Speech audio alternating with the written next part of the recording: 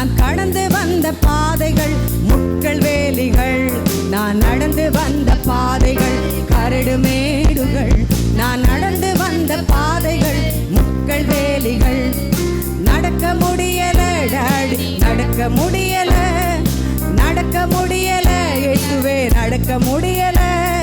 தாங்கிக் கொள்ளுங்க, கரத்தில் ஏந்தி கொள்ளுங்க, தாங்கிக் கொள்ளுங்க, கரத்தில் ஏந்தி கொள்ளுங்க. நான் நடந்து வந்த பாதைகள் கரடு மேடுகள், நான் கடந்து வந்த பாதைகள் முட்கள் வேலிகள், நான் நடந்து வந்த பாதைகள் கரடு மேடுகள், நான் கடந்து வந்த பாதைகள் முட்கள் வேலிகள். என் சுயபலத்தால் ஓடி பார்த்தா ஓட முடியல, என் மனபலத்தால் நடந்து பார்த்தேன் நடக்க முடியலன்னு பாட போகிறோம்.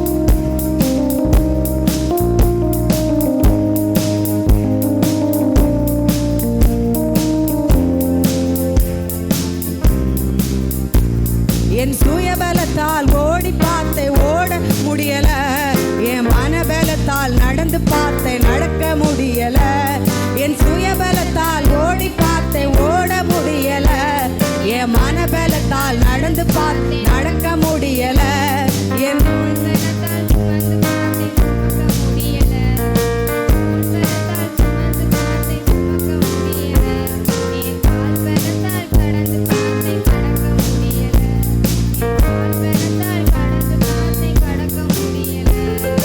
நடக்க முடியல டாடி, நடக்க முடியல, நடக்க முடியல டாடி, நடக்க முடியல. தாங்கிக் கொள்ளுங்க, கரத்தில் ஏந்தி கொள்ளுங்க, தாங்கிக் கொள்ளுங்க, கரத்தில் ஏந்தி கொள்ளுங்க. நடந்து வந்த பாதைகள் கரடு மேடுகள், நான் கடந்து வந்த பாதைகள் முட்கள் வேலிகள், நான் நடந்து வந்த பாதைகள் கரடு மேடுகள், நான் கடந்து வந்த பாதைகள் முட்கள் வேலிகள். என் தோள் பலத்தால் சுமந்து பார்த்து சுமக்க முடியல, என் கால் பலத்தால் கடந்து பார்த்து கடக்க முடியல. என் தோள் பலத்தால் சுமந்து பார்த்து சுமக்க முடியல, என் கால் பலத்தால் கடந்து பார்த்து கடக்க முடியல. நடக்க முடியல டாடி, நடக்க முடியல, நடக்க முடியல டாடி, நடக்க முடியல. தாங்கிக் கொள்ளுங்க, கரத்தில் ஏந்தி கொள்ளுங்க, தாங்கிக் கொள்ளுங்க, கரத்தில் ஏந்தி கொள்ளுங்க. நான் நடந்து வந்த பாதைகள் கரடு மேடுகள், நான் கடந்து வந்த பாதைகள் முட்கள் வேலிகள், நான் கடந்து வந்த பாதைகள் கரடு மேடுகள், நான் கடந்து வந்த பாதைகள் முட்கள் வேலிகள். என் ஆழ்பலத்தால் ஆழ பார்த்து ஆழ முடியல, என் பணபலத்தால் படைக்க பார்த்து படைக்க முடியல. என் ஆழ்பலத்தால் ஆழ பார்த்து ஆழ முடியல, என் பணபலத்தால் படைக்க பார்த்து படைக்க முடியல.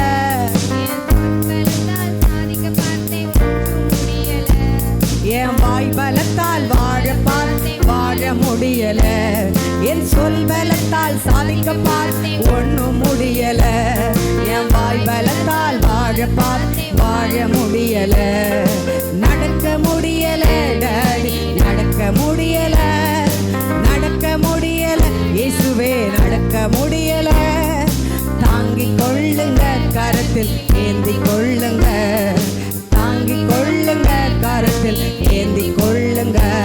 நான் நடந்து வந்த பாதைகள் கரடு மேடுகள், நான் கடந்து வந்த பாதைகள் முட்கள் வேலிகள், நான் நடந்து வந்த பாதைகள் கரடு மேடுகள், நான் கடந்து வந்த பாதைகள் முட்கள் வேலிகள். அல்லேலூயா, ஆமென்.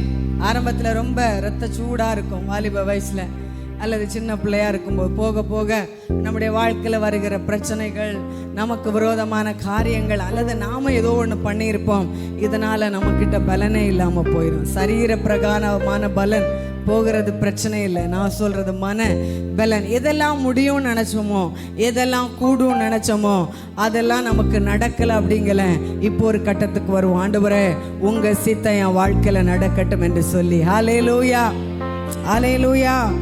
2009 அநேக கனவுகளோடு தான் இந்த ஊழியத்திற்குள் காலடி வைத்தோம். பாருங்க, வழக்கமான ஒரு ஆராதனை அமைப்பாக அல்ல, வழக்கமான ஒரு சபை அமைப்பாக அல்ல, அநேக புதிய புதிய காரியங்களை கர்த்தர் செய்தார். ஆனாலும் பெரிய ஒரு மாசிவான காரியங்களை சாதிக்க முடியாவிட்டாலும் நான் அடிக்கடி பிள்ளைகளிடத்தில் சொல்வதுண்டு, ஒரு பெரிய பேராகிராஃப் இருக்கிறது, அது 5 பேராகிராஃப் பக்க கிடக்கில் இருக்கிறது. அது அவ்வளோத்தை நீங்கள் படிக்காட்டியும் 2 லைன் இங்கிலீஷில் நீங்கள் படிக்கிறீங்கன்னா அது ஒரு பெரிய அச்சீவ்மெண்ட். தமிழே இங்கிலீஷே தெரியாமல் 2 பேராகிராஃப் படிக்கிறது அவ்வளோ கடினம். அதுபோல தான் இவ்வளோ கடினமான சூழ்நிலையும் கர்த்தர் இவ்வளவாய் நம்மை சாதிப்பதற்கு வைத்திருக்கிறார். ஹல்லேலூயா, ஹல்லேலூயா. தோற்று போகல, அழியல, கர்த்தர் நம்மை காப்பாற்றி கொண்டே வருகிறார். இன்னும் ஒரு பாடலை பாடப்போகிற, காற்றாக அசைவாடி என் சுவாசத்திலே உறவாடி. பாருங்க, காற்று நம்ம வாழ்க்கையில் சூறாவளி இருக்கிறது, புயல் இருக்கிறது, அதெல்லாம் ஓயட்டும். தென்றல் காற்று மெதுவாய் அடித்தபடியினால் பவுலும் அவனோடு கூட இருந்தவர்களும் கரையை கடந்தது போல கர்த்தர் நம்முடைய வாழ்க்கையில் இருந்த நம்மையும் கரையை கடக்க பண்ணுவார். ஆமென். ஆண்டவர் சொன்னார், இஸ்ரவேல் ஜனங்களை பார்த்து, இந்த யோர்தானை கடந்து போவீர்கள் என்று. 3ஆம் நாளிலே அந்த யோர்தானை கர்த்தர் கடந்து போக பண்ணினார். நம்மையும் அநேக சூழ்நிலைகளுக்குள்ளாடி கர்த்தர் கடக்க பண்ணி கொண்டிருப்பார் என்றால் அதையும் கடந்து போக பண்ணுவார். அநேக கேள்விகள் இருக்கிறது, அப்படிதானே? இந்த மாடர்ன் ஏராவில் வாழ்ந்து கொண்டிருக்கிற கிறிஸ்தவர்களாகிய நமக்கு ஒரு கேள்வி. ஒரு 3 நாளைக்கு முன்னாடி ஒரு சகோதரி பேசினாங்க, பாஸ்டர்மா, ஆண்டவருக்கு எதெல்லாம் பிரியம் இல்லையோ அதெல்லாம் நான் என் வாழ்க்கையில் செய்ய மாட்டேன், ஆனால் எனக்கு பிடிக்கும், ஆனால் நான் கம்பேர் பண்ணி பார்ப்பேன், இது உண்மையிலேயே ஆண்டவருக்கு பிரியமா சித்தமா அப்படின்னு. அவங்க சொன்னாங்க, 25,000 சம்பாதித்து கொண்டிருந்தேன், என்றைக்கு நான் ஜெபம் பண்ண ஆரம்பித்தனோ, என்றைக்கு 10ல் 1 நான் கொடுக்க ஆரம்பித்தனோ, அப்படியே டிஜிட்டு குறைஞ்சி இன்றைக்கி நான் 10,000 சம்பாதிக்கிறேன் அப்படின்னு. உண்மையில எனக்கு எந்த பதிலுமே இல்லை சொல்கிறதுக்கு. ஆக்சுவலாக இப்போ கிறிஸ்தவம் அப்படிப்பட்ட ஒரு கடினமான சூழலுக்குள் போய் கொண்டிருக்கிற, செழிப்பு உபதேசம் அதிலெல்லாம் எனக்கு நம்பிக்கை இல்லை. நான் நம்புகிறேன் ஆண்டவர் ஃபில்டர் பண்ணி கொண்டிருக்கிறார். யார் யாரெல்லாம் அவரை சந்திப்பதற்கு ஆயத்தமாய் இருக்கிறார்களோ, பாருங்க, நிறைய பாடுகள், பிரச்சனைகள், வியாதிகள், தாங்க முடியாத சூழ்நிலைகள், இவைகள் எல்லாம் அனுப்பி இதெல்லாம் யார் தாக்கு பிடிக்கிறார்களோ அவர்கள் நீங்களும் நானும் கோதுமை மணிகள். ஹல்லேலூயா. அந்த சகோதரிக்கு சொன்னேன், என்னைக்காவது சாப்பிடாம இருந்தீங்களா? இல்லை பாஸ்டர்மான்னு சொன்னாங்க. என்னைக்காவது தண்ணி இல்லாமல் குளிக்காமல் இருந்தீங்களான்னு கேட்டேன். இல்லைன்னு சொன்னாங்க. என்னைக்காவது ட்ரெஸ் உடுத்தாமல் இருந்தீங்களான்னு கேட்டேன். இல்லை அப்படின்னாங்க. இதுவரை நடத்தினவர் இனிமேலும் நடத்துவார் என்று சொன்னேன். ஹல்லேலூயா. இக்காலத்தின் பாடுகள் இனி வரும் மகிமைக்கு ஒப்பிடத்தக்கவைகள் அல்ல. அவரோடு கூட பாடுகளை சகித்தோமானால் அவரோடு கூட ஆளுகையும் செய்வோம். நமக்கு எப்படி டீச் பண்ணப்பட்டது? ஆண்டவருக்கு கொடுத்தா நமக்கு குறைவு இருக்காது, வியாதி இருக்காது, மருத்துவ செலவே இருக்காது. அப்படியெல்லாம் கிடையாது.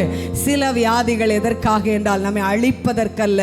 அப்போதான் நமக்கு ஒரு சுறுசுறுப்பு இருக்கும், சோம்பேறித்தனங்கள் இருக்காது, சீக்கிரம் எழும்புவோம், நேரத்துக்கு சாப்பிடுவோம். அதற்காகவே ஜெபம் பண்ண ஆரம்பிச்சிருப்போம். ஹல்லேலூயா. அப்படிதானே? ஹல்லேலூயா. இங்கே தானே இருக்கீங்க. ஒன்று ஜெயில ஒன்று கட்டி வைக்கலையே நம்மளை சுவிசேஷத்தை நிமித்தம்.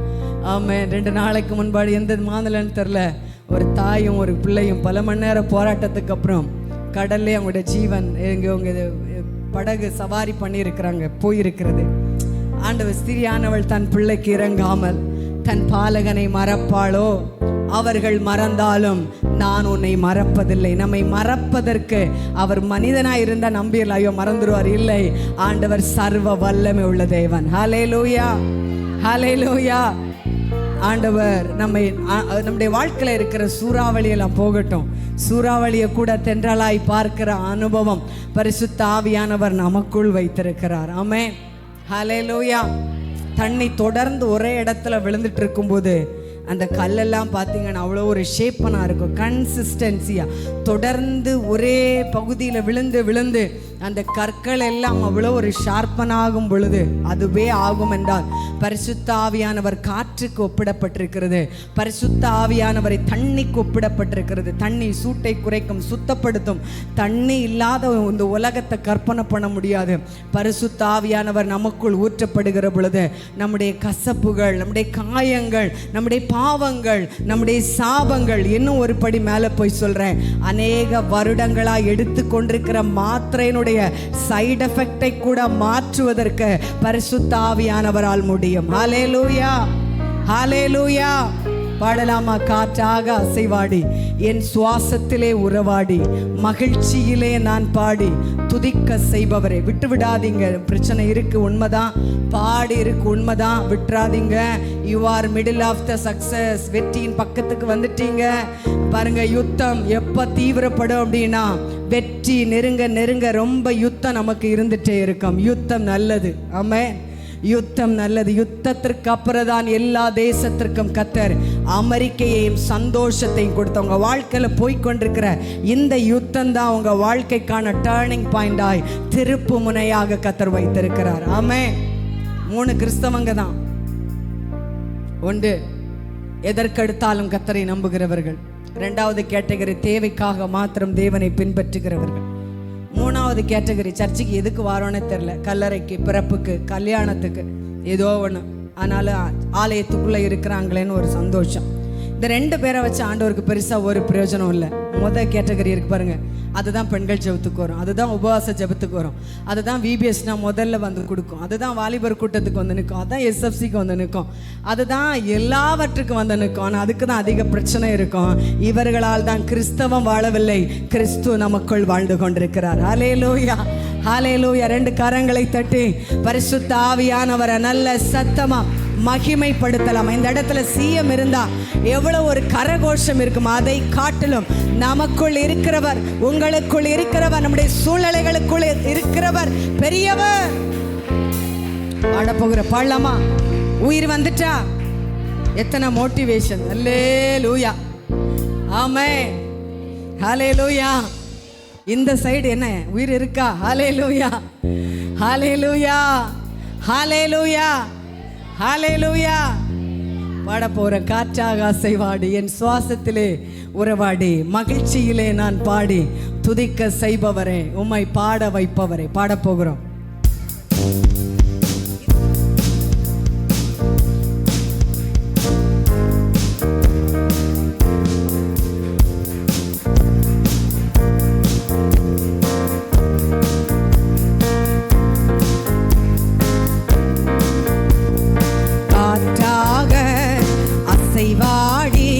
என் சுவாசத்திலே உறவாடி மகிழ்ச்சியிலே நான் பாடி துதிக்க செய்பவரே, உம்மை பாட வைப்பவரே, துதிக்க செய்பவரே, உம்மை பாட வைப்பவரே, ஆவியானவரே என்னில் ஆளுகை செய்பவரே, ஆவியானவரே என்னில் ஆளுகை செய்பவர், காற்றாக அசைவாடி என் சுவாசத்திலே உறவாடி மகிழ்ச்சியிலே நான் பாடி துதிக்க செய்பவரே, உம்மை பாட வைப்பவரே, துதிக்க செய்பவரே, உம்மை பாட வைப்பவரே,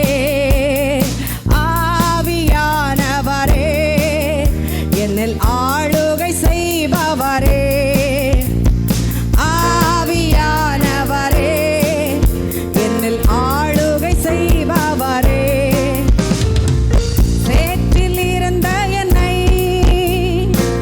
தூக்கி அரவணைத்தீரே, உள்ள கையில் என்னை அழ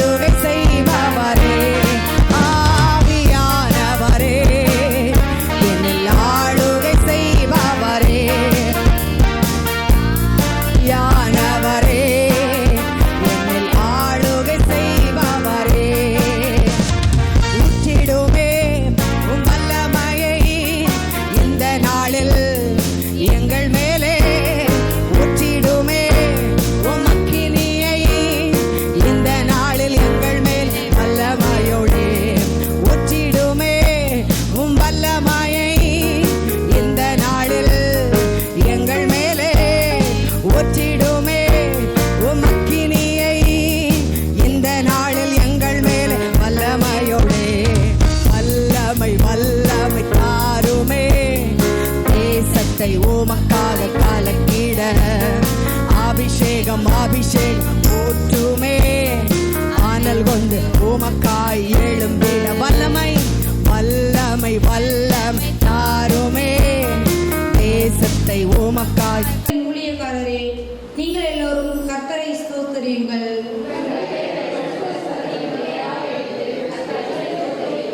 சேர்ந்து வாசிப்போம். வானத்தையும் பூமியையும் உண்டாக்கின கர்த்தர் சீயோனிலிருந்து உன்னை ஆசீர்வதிப்பாராக. ஆமென்.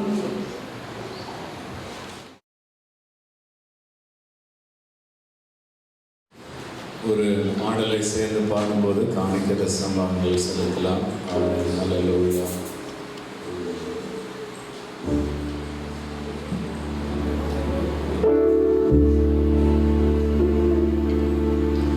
ஆத்துமாவே நன்றி சொல்லு முழு உள்ளத்தோடே.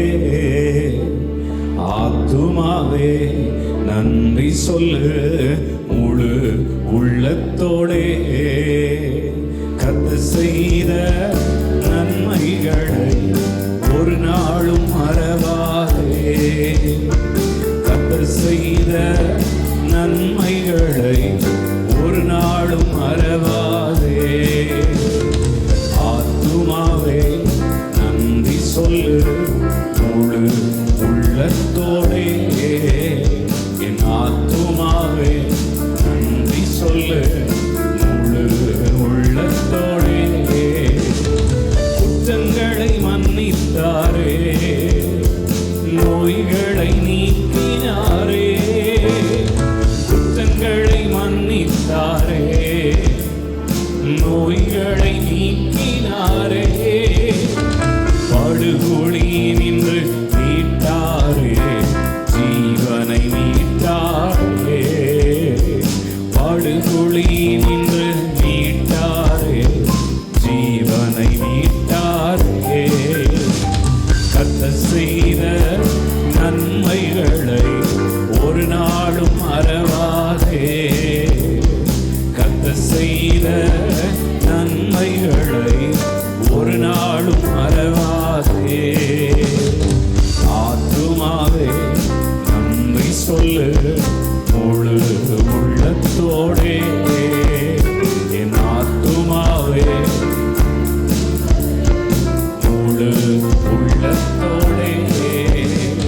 கிருபை இரக்கங்களா மணிமுடி சூட்டுகின்றார்.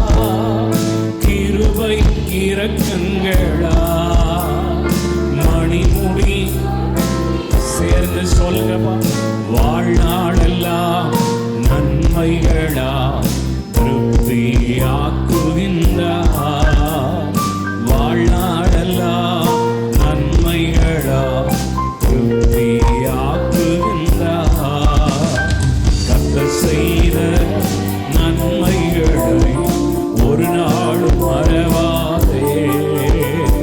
கர்த்தர் செய்த ஒரு நாளும் மறவாதே. ஆத்துமாவே நன்றி சொல்லு முழு உள்ளத்தோடே. அல்லேலூயா.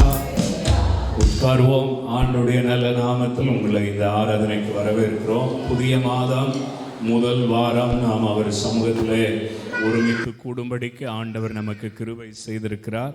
அவருடைய கிருபை இரக்கங்களை நினைத்து பாடியிருக்கிறோம். அது நம்முடைய வாழ்வாக ஆசீர்வாதமாக மாறட்டும். கர்த்தர் அப்படியே நம்மை ஆசீர்வதிப்பாராக. இந்த காலை ஆராதனைக்கு வந்திருக்கிற உங்கள் எல்லாரையும் ஆண்டவரும் இரட்சகருமாக இயேசுவின் நாமத்தினாலே வரவேற்கிறோம். உங்கள் எல்லாரையும் தேவ ஆலயத்திற்குள்ளே பார்க்கிறது ரொம்ப பெரிய சந்தோஷம். நம்ம எல்லாருக்கும் இது ஒரு நல்ல வாய்ப்பு, நாம் அவர் சமூகத்தில் இருப்பது. அல்லேலூயா. எத்தனை பேருக்கோ கிடைக்காத ஒரு ஸ்லாக்கியத்தை ஆண்டவர் நமக்கு தந்திருக்கிறார். நீங்கள் ஒவ்வொரு முறையும் தேவ சமூகம் வருகிறது, உங்களுக்கு ஆண்டவர் தருகிற ஆசீர்வாதன்றதை நீங்கள் மறக்கக்கூடாது. ஜெபிக்காமலே நமக்கு கிடைக்கிற ஆசீர்வாதம் நீங்களும் நானும் அவரை ஆராதிக்க வந்திருப்பது. அல்லேலூயா. என்னைக்கா நீங்கள் ஜெபம் பண்ணியிருக்கிறீங்களா? ஆண்டவரே நான் ஆராதிக்க வரணும் அப்படின்னு சொல்லி நம்ம ஜெபத்தில் எப்போவாது ஜெபித்திருப்போம். ஆனால் நம்ம ஜெபிக்காத ஒன்று அவர் சமூகத்திலே நமக்கு கிடைத்திருக்கிறது. அதற்காக கர்த்தரை மகிமைப்படுத்தவும் தொடர்ந்து அவருக்கு நன்றி சொல்லவும் கர்த்தர் நமக்கு கிருபை செய்வாராக. ஞாயிறு தோறும் ஆராதனை காலை 8:30 10:30 வரைக்கும் நடைபெறும். இந்த ஆராதனையின் முடிவிலே கர்த்தருடைய பந்தி இருக்கிறது. பிதா குமாரன் பரிசுத்த ஆவியின் நாமத்தினாலே மூழ்கி ஞானஸ்நானம் பெற்றுக்கொண்ட எல்லாரும் கர்த்தருடைய பந்திலே நீங்கள் பங்கு பெறலாம். அதற்கு நீங்கள் இப்பொழுதே ஆயத்தமாக உங்களை அன்பாக இயேசுவின் நாமத்தில் கேட்டுக்கொள்கிறோம். சபைக்கென்று ஜெப நாள் இருக்கிறது. சனிக்கிழமை தோறும் காலை 6 மணிலிருந்து மாலை 6 மணி வரைக்கும் நாம் தொடர் ஜெபம் செய்கிறோம். உங்களுக்கு நீங்கள் எழுதி கொடுத்த அந்த நேரத்திலே மறக்காமல் அதை செய்வதற்கு உங்களை உற்சாகப்படுத்துகிறோம். ஜெப நாள் வழக்கமாக நமக்கு இதுவரைக்கும் 6லிருந்து 6 வரைக்கும் ஜெபித்து விட்டு மாலையில் 6 to 8 சபையில் வந்து நேரடியாக ஜெபித்து கொண்டிருந்தோம். இந்த மாதத்திலிருந்து அப்படி அல்ல, 6 to 6 நீங்கள் வீடுகளிலிருந்தே ஜெபிக்கிற அந்த நேரத்தோடு அந்த ஜெப நேரம் முடிவடைந்து விடும். அதற்கு மாற்றாக சகோதரிகளுக்கு பெண்களுக்கென்று சிறப்பு ஜெபம் எல்லா புதன்கிழமை தோறும் மாலை 6:30 8 மணி வரைக்கும் நம்முடைய சபையில் வைத்து நடைபெறும். சகோதரிகள் வழக்கமாக நீங்கள் புதன்கிழமை மாலை ஜெபத்தில் பங்கெடுக்கிறது போல இந்த மாதத்திலிருந்து இந்த புதன்கிழமையிலிருந்து கலந்து கொள்வதற்கு உங்களை கேட்டுக்கொள்கிறோம். ஸ்தோத்திர. சிறப்பு பெண்கள் ஜெபம் கொத்தன்குளம் பொன்ராஜ் ரூபி அவங்களுடைய வீட்டில் வைத்து வெள்ளிக்கிழமை மாலை 6:30 அந்த பெண்கள் சிறப்பு ஜெபம் நடைபெறும். கொத்தன்குளம் பகுதியில் இருக்கிற பெண்கள் நீங்கள் அதில் கலந்து கொண்டு ஜெபிக்க உங்களை கேட்டுக்கொள்கிறோம். கர்த்தர் உங்களுக்கு உதவி செய்வாராக. ஒரு சின்ன மாற்றம் நமக்கு. கொயர் ப்ராக்டிஸ் வந்து எல்லா சனிக்கிழமையும் மாலை 5:30 மேலே நம்முடைய சபையில் வைத்து நடைபெறும்.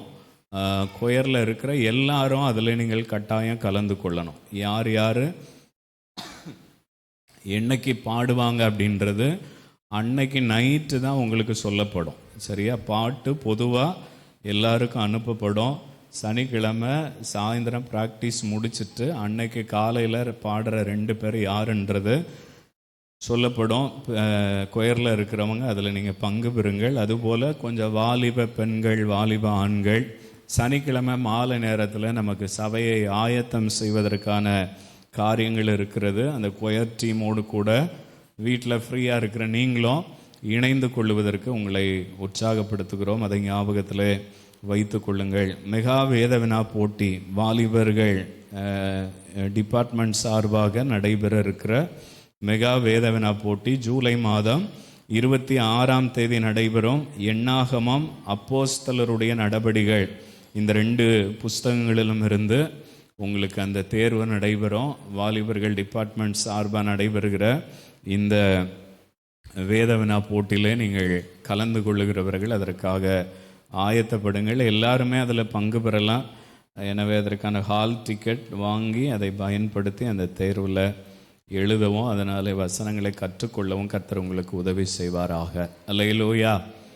ஸ்தோத்திரம். தொடர்ந்து கர்த்தருடைய வார்த்தைகளை இந்த காலை நேரத்திலே தியானிக்க போகிறோம். அதற்கு ஆதாரமாக ரூத்தின் சரித்திரம் 2வது அதிகாரம் அதனுடைய 3வது வசனத்தை நாம் எல்லாரும் சேர்ந்து முதலாவது வாசிக்க போகிறோம். அதனை தொடர்ந்து இந்த வேத பகுதியிலிருந்து இன்றைக்கு ஆண்டுடைய வார்த்தைகளை நாம் தியானிக்க போகிறோம். ரூத் 2 அதனுடைய 3வது வசனம். பைபிள் வச்சிருக்கிறவங்க எல்லாரும் அதை திருப்பிக் கொள்ளுங்கள். பைபிள் இல்லைன்னா வருகிற வாரம் வருகிற போது உங்கள் வேதாகமத்தை கொண்டு வாங்க. இல்லைன்னா டிவியில் வசனம் வரும், அதையும் பார்த்து நம்ம சேர்ந்து வாசிக்கலாமா? அவள் போய் வயல்வெளியில் அறுக்கிறவர்கள் பிறகு பொறுக்கினாள்.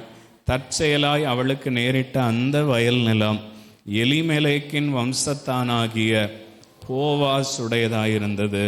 அந்த வயல் நிலம் போவாஸ் உடையதாய் இருந்தது. கண்களை மூடி ஒரு சில வினாடிகள் ஜெபம் பண்ண போகிறோம். ஆண்டவரே, இந்த வார்த்தையிலிருந்து எங்களோடு கூட பேசும். இது ரொம்ப முக்கியமான நேரம். கர்த்தரை பாடுறதும் ஆராதிக்கிறதும் ஆராதனையினுடைய முதல் முக்கியமான பகுதி. 2வது முக்கியமான பகுதி அவருடைய வார்த்தைகளை தியானிக்கிற இந்த நேரம்.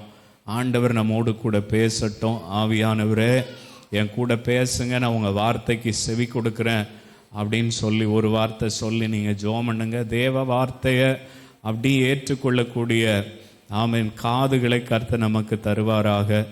ஆமென். நல்ல இருதயத்தை கர்த்தர் விளை நிலமாய் ஆமென் தருவாராக. அதிலே வசனங்கள் விதைக்கப்பட்டு அது 30, 60, 100 பலன் பெறுகிற அனுபவத்தை தேவனாகிய கர்த்தர் நமக்கு தருவாராக. ஆண்டவரே, எங்களோடு கூட பேசும் இந்த வயல் நிலம் போவாசுடையதாக இருந்தது. போவாசை குறித்து ஆண்டவரே நாங்கள் இன்றைக்கு தியானிக்க இருக்கிறோம்.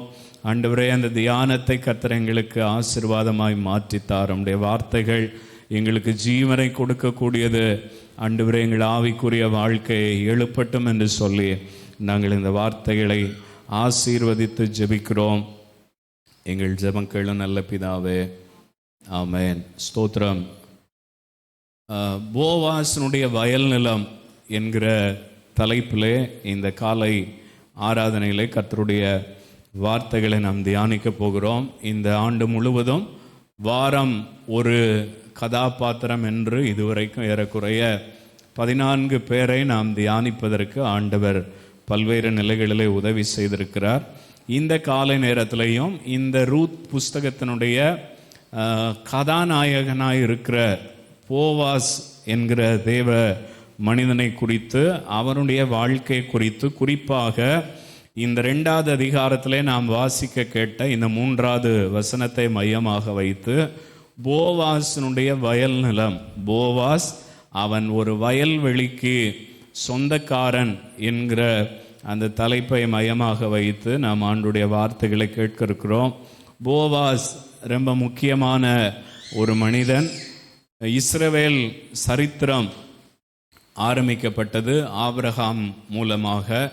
ஆபிரகாமிலிருந்து ஆண்டவராகிய இயேசு கிறிஸ்து வரைக்கும் இருக்கிற அந்த குடும்ப தலைமுறைகளை ஆண்டவர் அந்தந்த காலங்களிலே சிறப்பாக தடையில்லாமல் ஸ்தோத்திரம் அந்த தலைமுறைகளை வளர்த்து கொண்டு வந்தார். அந்த தலைமுறைகள் தொடரும்படிக்கு ஆண்டவர் கிருபை செய்து வந்தார். ஆனால் எலிமெலேக்கினுடைய குடும்பம் வந்தபோது அங்கே ஒரு பிரேக் உருவாகக்கூடிய வகையில் எலிமெலேக்கும் அவனுடைய குடும்பத்தாரும் ஸ்தோத்திரம் தேவன் அவர்கள் மேல் வைத்திருந்த எதிர்கால திட்டத்தை அவர்கள் புரிந்து கொள்ளாமல் தேவ திட்டத்திலிருந்து விலகி பெத்லகேம் அவர்களுடைய சொந்த ஸ்தலத்தை விட்டு பிழைப்பிற்காக மோவாப் தேசத்திற்கு புறப்பட்டார்கள். வெறுமனே நல்ல கவனிங்க, அந்த ஊரில் எத்தனையோ பேர் இருந்தாங்க, எல்லாருக்குமே பஞ்சம்தான். ஆனால் எலிமெலேக்கு குடும்பம் மாத்திரம் அந்த இடத்திலிருந்து வெளியேறும்படிக்கு பிசாசு ஒரு பெரிய தந்திரத்தை செய்தான்.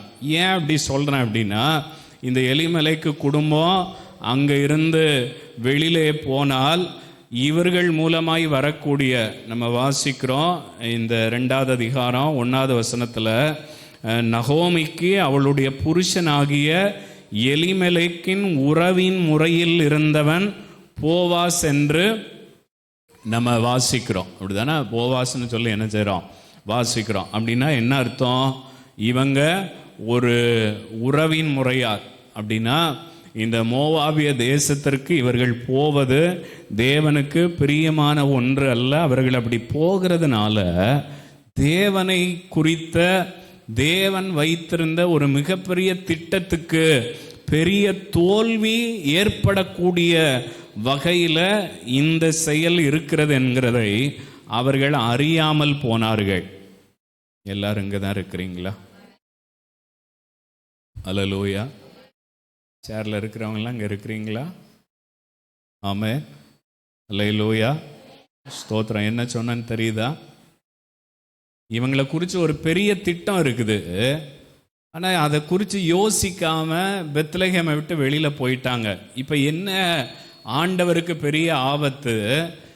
ஆண்டவர் வாக்கு பண்ணின உலக இரட்சகர் தம்முடைய ஒரே பேரான குமாரன் இந்த பூமியில் வர முடியாதபடிக்கு ஒரு பெரிய பிளவு என்ன செய்கிறது? இருக்கிறது. இப்போ இந்த பிளவை ஆண்டவர் சரி செய்யணும்.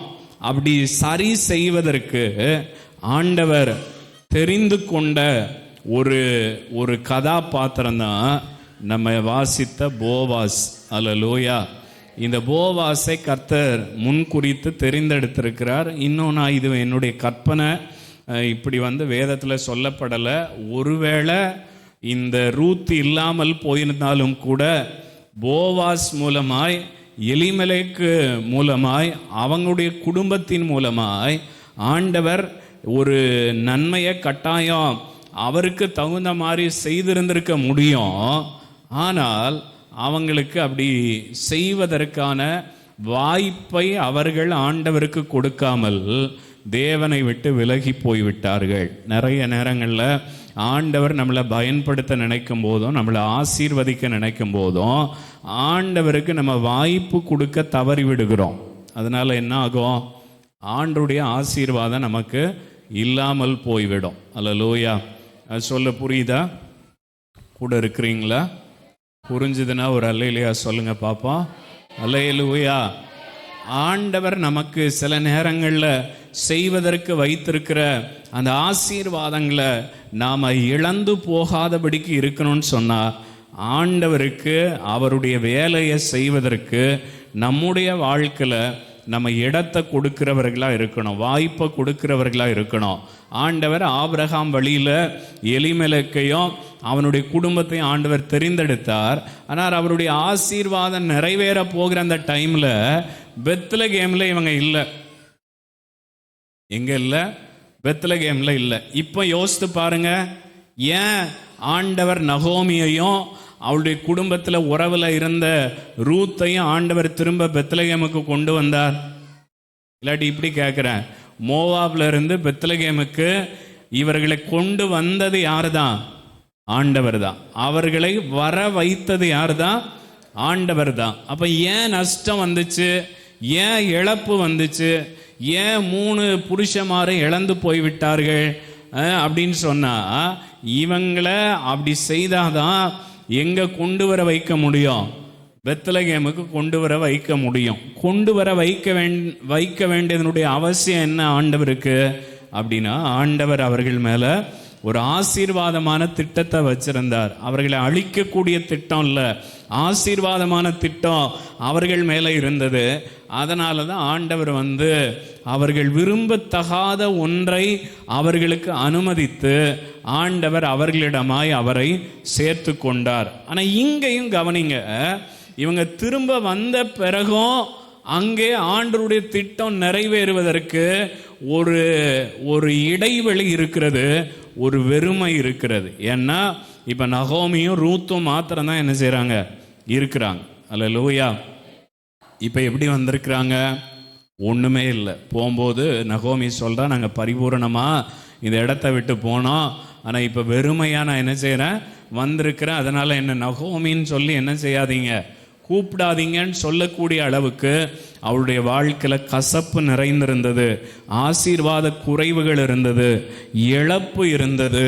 அவள் கற்பனை பண்ணி பாத்திராத ஒரு மிகப்பெரிய எதிர்காலமற்ற ஒரு வாழ்க்கை அவளுக்கு முன்னாடி இருந்தது. இந்த தருணத்தில் தான் ஆண்டவர் போவாஸை அவங்க வாழ்க்கைக்குள்ள கொண்டு வர்றார். அல்லேலூயா. நீங்களும் நானும் ரூத்தை போல எதிர்காலமற்று இருந்தோம்.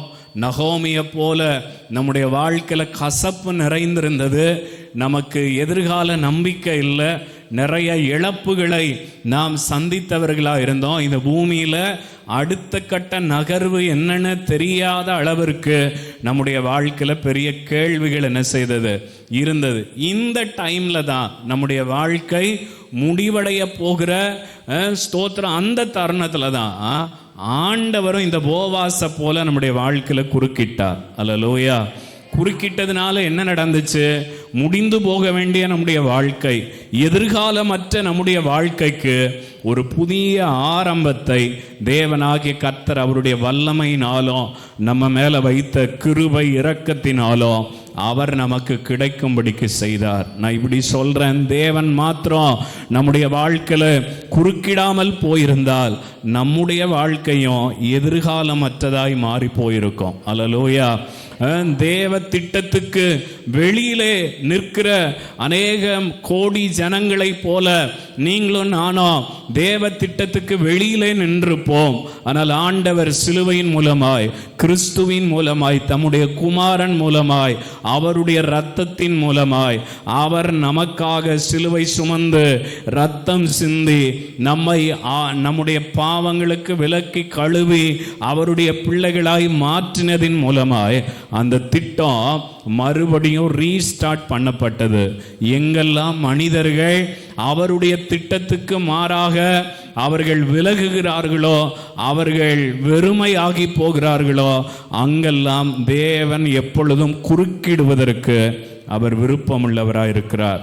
தேவன் குறுக்கிடும் போது நீங்களும் நானும் அந்த குறுக்கிடுதலுக்கு இடம் கொடுத்தால், போவாசை போல ஒரு அழிந்து போன ஒரு தலைமுறைய, அழிந்து போன ஒரு குடும்பத்தை தன்னுடைய வயல் நிலத்திலே வைத்து, தன்னுடைய வீட்டுக்குள்ளே வைத்து அவர்களுக்கு வாழ்க்கை கொடுத்தது போல நீங்களும் நானும் தேவனுக்கு இடம் கொடுத்தால், இந்த வயல் நிலத்துக்குள்ளே வைத்து இங்கிருக்கிற ஆசீர்வாதங்களை கொண்டு முடிந்து போக வேண்டிய நம்முடைய வாழ்க்கையை செழிப்பாய், சாவில்லாமல், குறைவில்லாமல், ஸ்தோத்திரம், நம்முடைய தலைமுறைக்கு ஒரு பிரேக் இல்லாமல் நம்மளை வாழ வைப்பதற்கு அவர் வல்லமை உள்ள தெய்வமாக இருக்கிறார். நீங்களும் நானும் அவருக்கு இடம் கொடுக்கணும். இடம் கொடுக்கிற போது அவர் நமக்கு நன்மைகளை செய்வார். நம்ம வாழ்க்கையில் ஒரு பெரிய கேள்வி இருக்கிறது. ஏன் எனக்கு இந்த நெருக்கடி, ஏன் எனக்கு இந்த பிரச்சனை, ஏன் எனக்கு இந்த போராட்டம், ஏன் என் வாழ்க்கையில் இவ்வளோ நெருக்கடிகள்? அந்த கேள்விக்கு நம்ம நிறைய முறை பதில் தேடுறோம். ஸ்தோத்திரம். அப்படி பதில் தேட நீங்கள் முயற்சிக்கிற போது தேவனும் நீங்களும் சரியா இருக்கிறீங்களா அப்படின்றத சோதித்து பார்த்தாலே அதற்கான பதில் கிடைச்சிரும். அல்லேலூயா. ரட்சிக்கப்பட்ட பிறகு, தேவனை அறிந்த பிறகு, நம்முடைய வாழ்க்கையில் வருகிற ஒரு சின்ன பலவீனமோ நெருக்கடிகளோ எதுவோ நமக்கு பிரியமில்லாத, நம்ம விரும்பாத பாதை நம்ம வாழ்க்கையில் வருகிற போது நம்ம ஃபஸ்ட்டு சோதித்து பார்க்க வேண்டியது எதை சோதித்து பார்க்கணும்? நானும் ஆண்டவரும் சரியா இருக்கிறேன்னா அதை சோதித்து பார்த்தாலே நிறைய கேள்விக்கு பதில் கிடைச்சிரும். பக்கத்தில் கைப்பிடிச்சு கேட்குறீங்களா? சோதிச்சு பார்க்கணும் ஒவ்வொரு நாளும். அப்படி பார்த்தா என்ன கிடைக்கும் பதில்? இப்போ என்ன என் வாழ்க்கையில் நடந்துட்டு இருக்கு அப்படின்றது நமக்கு சரியா தெரியும். அல்லேலூயா. ஸ்தோத்திரம். தெரிய வேண்டாங்கிறீங்களோ? ஒன்றுமே தெரிய வேண்டாம் பாஸ்டர், 10:30 சீக்கிரம் முடிச்சுட்டு எங்களை சீக்கிரம் என்ன செய்யுங்க, அந்த கம்யூனியனை தந்து அனுப்பி விட்டுட்டிங்கன்னா நாங்கள் பாட்டுக்கு எங்கள் வேலை என்ன செய்வோம் பார்ப்போம். அதுக்கு இடையில கிடந்து என்னெல்லாமோ பேசுகிறீங்க, ஒன்றும் விளங்க மடக்கு அப்படின்னு நினச்சிங்கன்னா உங்களுக்கு ஒன்றுமே விளங்காது. அல்லேலூயா. ஸ்தோத்திரம். நான் சொல்கிறத நீங்கள் விளங்கிக்கிட்டால்தான் உங்கள் வாழ்க்கைக்கு விடிவும் வெளிச்சமும் என்ன செய்யுது இருக்குது. இது என்ன நேரம் அப்படின்னு சொன்னால், இருளாக கிடக்கிற உங்கள் சிந்தனைக்கு வெளிச்சம் கொடுக்குற நேரம். அல்லேலூயா. பாதை தெரியாமல் இருக்கிற நம்முடைய வாழ்க்கைக்கு கர்த்தருடைய வார்த்தைகள் தான் எப்படி இருக்கிறதா, பாதைக்கு வெளிச்சமா இருக்குது அப்படின்னு சொல்லி ஆண்டவர் என்ன செய்திருக்கிறாரு, நமக்கு சொல்லியிருக்கிறார். அப்ப நல்லா கவனிக்கணும். ஆண்டுடைய வார்த்தைகள் நம்ம வாழ்க்கைக்கு வர வர நமக்கு வெளிச்சம் கிடைக்கும். அல்லேலூயா.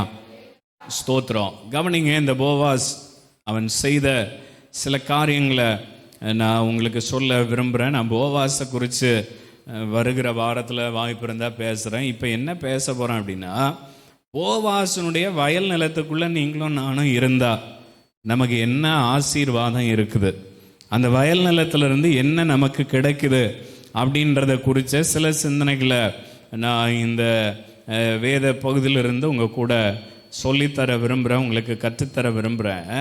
இப்போ பாருங்கள், முதல் வசனத்தில் 2வது வசனத்தில் இப்படி நம்ம வாசிக்கிறோம்.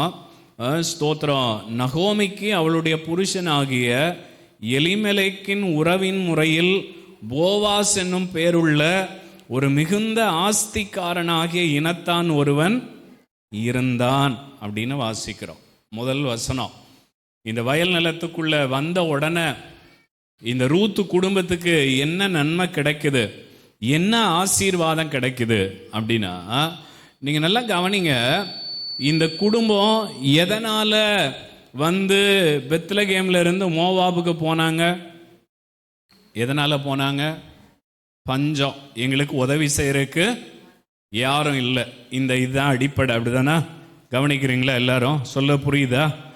ஸ்தோத்திரம். இதுதான் அடிப்படை. யாரும் எங்களுக்கு இந்த பஞ்ச காலத்தில் உதவி செய்யறதுக்கு இல்லைன்னு போனாங்க. ஆனால் இங்கே முதல் வசனத்தில் வாசிக்கும், ஒருத்தன் அப்படி இருக்கிறான். யாரு? மிகுந்த ஆஸ்தி உள்ளவனாகிய அவனுடைய உறவினன் ஒருவன் அவங்க இருக்கிற இடத்துல தான் என்ன செய்யறான்? இருக்கு. கண்ணு தெரியுதா உங்களுக்கு? நான் சொல்றத புரிஞ்சுக்கிடுறீங்களான்னு தெரியல. அல்லேலூயா. நம்முடைய பிரச்சனையை தீர்க்கிற ஒருவன் நமக்குள்ளே தான் என்ன செய்கிறார்? இருக்கிறார். ஆனா அது அவங்களுக்கு தெரியல.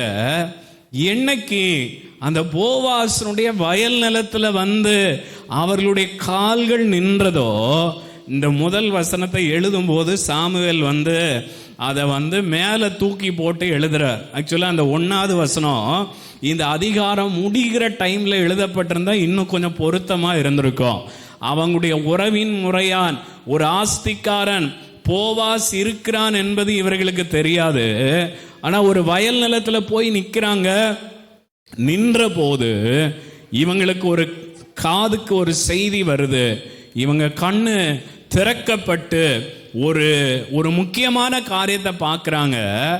இவங்களை ஆசீர்வதிக்கிற ஆளு அதே இடத்துல தான் இருக்கிறான், பெத்லகேம்ல தான் இருந்தான்.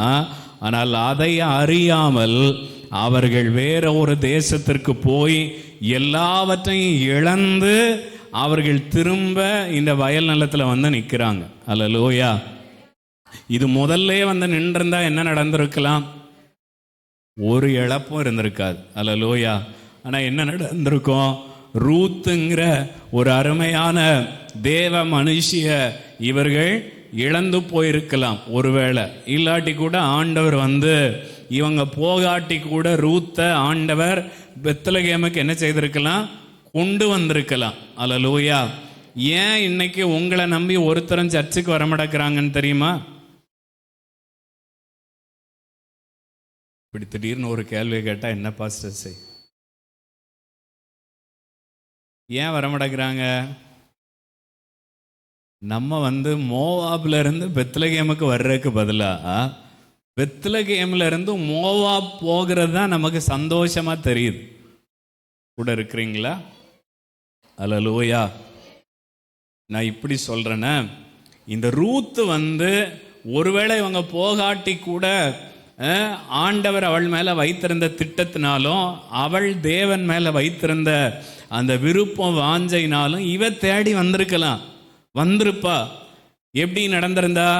இந்த குடும்பம் பஞ்ச காலத்துல தேவன் எங்களை நடத்துவார் அப்படிங்கிற பெரிய விசுவாசத்தோடு நம்பிக்கையோடு எதிர்பார்ப்போடு அங்கே இருந்திருந்தால் அவங்க இவங்களுக்கு கர்த்தர் செய்த நன்மைகளை பார்த்து அவங்க வந்திருப்பாங்க. ஆனால் இன்னைக்கு நம்ம விசுவாசம் நிறைய நேரங்களில் எப்படி ஆயிடுச்சு அப்படின்னா, நம்மளும் மோவாபுக்கு போறதுக்கு ரொம்ப ஆசை உள்ளவர்களாக இருக்கிறோம். அப்படின்னா நம்ம வாழ்க்கையை விட இந்த உலகத்துல தேவனை அறியாதவர்கள் வாழுகிற வாழ்க்கை தான் தேவனை அறிஞ்சு பெத்லகேமுக்குள்ள இருக்கிற ஒரு மிகுந்த ஆஸ்திக்காரனா இருக்கிற போவாசை போல ஐஸ்வர்ய சம்பன்னரா இருக்கிற ஆண்டவரை நம்ம கூட வச்சுக்கிட்டு நம்முடைய வாழ்க்கை மற்றவர்களுடைய வாழ்க்கை தான் பெருசா இருக்குன்னு நினைக்கிறோம். உங்களுக்கு ஏன் ஜெபம் வர மாட்டேக்கு? ஏன் கர்த்தர் மேல விசுவாசம் வர மாட்டேக்குது? ஏன் தேவ காரியங்களில் ஈடுபாடு குறைவா இருக்குது? சிம்பிளா ஒண்ணே ஒன்று, இது வந்து மற்ற இடங்களை போல மற்ற வாழ்க்கையை போல கண்ணுக்கு குளிர்ச்சியா என்ன செய்ய மாட்டேங்குது? இருக்க மாட்டேங்குது. சொல்ல புரியுதா? மோவாப் தான் நகோமிக்கு எப்படி தெரிஞ்சது? செழிப்பான இடமா தெரிஞ்சது. ஆனா ரூத்துக்கு என்ன தெரிஞ்சது? பெத்லகேம் தான் செழிப்பான இடமா தெரிஞ்சது. அல்லேலூயா, அல்லேலூயா. கூட இருக்கிறீங்களா? நான் சொல்ல புரியுதா? இன்னைக்கு ரொம்ப மயான அமைதியா இருக்குது. வசனம் வந்து உள்ள போகவே மாட்டேக்கு நிறைய பேருக்குள்ள. சிலருக்குள்ள தான் போகுது, சிலர் என்னத்த பாஸ்டர் அப்படிங்கிற மாதிரி இருக்கிறீங்க. இதுதான் நம்ம பிரச்சனையே. பிரச்சனை என்ன?